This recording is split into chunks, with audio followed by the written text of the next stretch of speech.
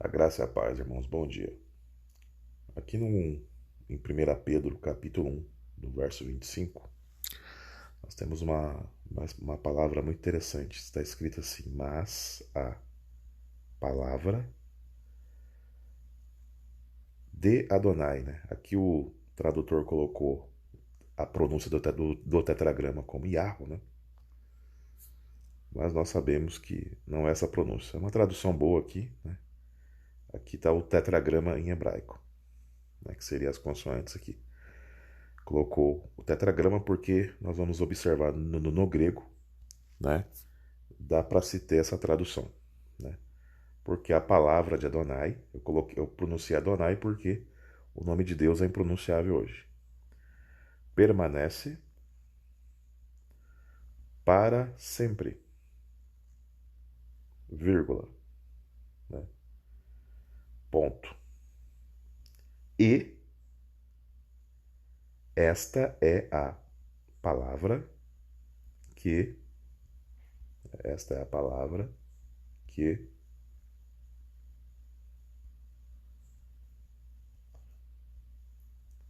entre vós foi declarado.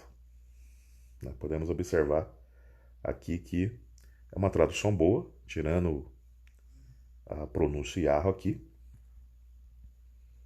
Aqui Deus está falando que esta é a palavra que foi declarada, que foi anunciada. Qual que seria a revelação que temos aqui no grego? Vamos observar aqui o texto.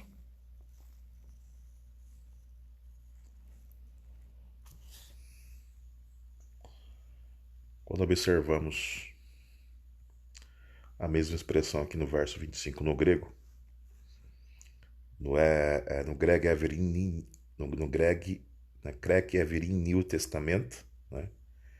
Temos aqui toderrema. Temos aqui uma expressão muito interessante, né, que eu vou passar para vocês aqui. Ó. Circular de vermelho aqui, ó. Temos aqui a palavra rema. Em grego, além da palavra rema, nós temos a palavra rema, ela pode ser traduzida para o português como palavra. Mas não é a mesma questão de palavra como logos. Né? Logos em grego tem um sentido muito amplo, né? Pode ser fundamento, pode ser sentido, né? Mas a palavra rema ela tem um significado bem abrangente. Rema significa aquilo que foi proferido, né? Então diz que tudo é remar, né? Mas a palavra, né? Mas aquilo que foi proferido, né? Ou seja, a palavra que foi proferida, poderíamos se considerar dessa forma, tá? Isso é algo muito interessante, ou seja, toda remar. Então a palavra que foi proferida, né? A palavra que foi proferida, Kyriou, Kyriou. Aqui a palavra Kyriou é Senhor. A palavra Kyriou aqui é Senhor, né? E como ela termina aqui com um ditongo, se eu faço um círculo aqui, fiz a setinha aqui, ó. Nós podemos ver aqui que finaliza com um ditongo, com a letra ômicron, sigma, né? Então se pronuncia Kyriou, né? Quando se termina com no grego, quando se tem essa terminação de ditongo ômicron sigma aqui, significa que a palavra Senhor está na forma possessiva. Por que que naquela Bíblia que eu passei lá, o tradutor ele colocou o tetragrama ali? Porque esse Senhor aqui não está se referindo a Jesus, está se referindo ao Pai de Jesus, que seria o tetragrama, que muitas pessoas conhecem como Jeová, né? Então, isso é um fato muito interessante, né, que podemos observar. Então, ou seja, aquilo que foi proferido do Senhor, né, que seria o tetragrama, meneieis, né, permanece para tom aioná, para o sempre, né? Para sempre. Ioná, ou a palavra Iona pode ser sempre ou eternidade. Aqui nós temos a palavra tuto, né? A palavra tuto aqui, ela tá, é um pronome neutro aqui, né? Tuto é um pronome neutro, não está nem no feminino nem no masculino. Então, quando esse pronome está neutro, né? Vou mostrar aqui a palavra tuto para os irmãos. Circular aqui de azul, de vermelho, né? Tuto. Aqui, ó.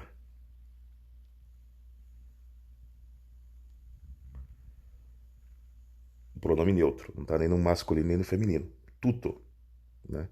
Então, ou seja, essa palavra aqui, ela conota, né, uma questão, quando ela está neutra, né, ela está se referindo ao geral do versículo. Isso é algo muito interessante. Aqui pode ser isto ou esta. Então, esta destin, esta é a destinto, esta é a remá. Isto é aquela palavra que foi proferida, né? Que foi proferida. To evangelotem. Aqui é a palavra evangelho, né? Perante as boas novas. Então, ou seja, tem muitas pessoas que... Eu vou até circular aqui essa palavra aqui. Evangelotem. Vou fazer um risco aqui embaixo dela, né? Evangelotem. Uma palavra comprida aqui, ó. Fiz um risco de vermelho aqui, ó. Evangelotem. Essa palavra evangelotem foi traduzido como declarar ou evangelho, né? Essa é uma palavra que foi declarada pelo tetragrama, não no primeiro século, não quando o Novo Testamento foi escrito, mas o evangelho já era declarado lá atrás, pelos patriarcas, pelos pais. Isso é um fato muito interessante. Evangelotem, eis o mas, para vós. Para vós. Esse contexto desse texto aqui é muito interessante, por quê? Porque ele está se referindo, né, aos dispersos na diáspora. Né? Como que eu sei disso? Que está se referindo aos dispersos na diáspora. Né? Aqui está se referindo aos dispersos. Né? Esses dispersos poderiam ser judeus que não voltaram do exílio babilônico, né? Pode ser judeus que não voltaram do exílio babilônico e também pode ser remanescente das 10 tribos que em 722 a.C. foi levado pelo, né, cativeiro assírio. Isso é algo muito importante que temos que observar. Então, ou seja, são detalhes que em português nós não observamos, mas quando observamos a questão da etimologia, né, é muito importante a gente ter. Né? E qual que seria a importância do contexto? Quem estuda a hermenêutica aí, judaica, aqui temos aqui, né, Peter, né, primeiro Peter, né, que é Pedro, né, capítulo 1. Aqui temos o verso 1, né, Petros, apóstolos, Jesus Cristo, né, Pedro, apóstolo de Jesus Cristo, né, electos, né, chamado, ou electos pode ser chamado, ou eleito,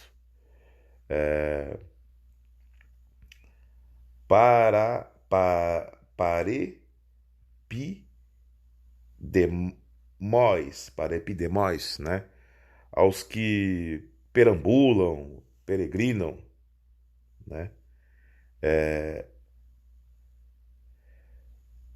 di, a, dia, diapo, di, aqui tá aqui, vamos aqui, ó, diásporas, né? Ou melhor, diásporas.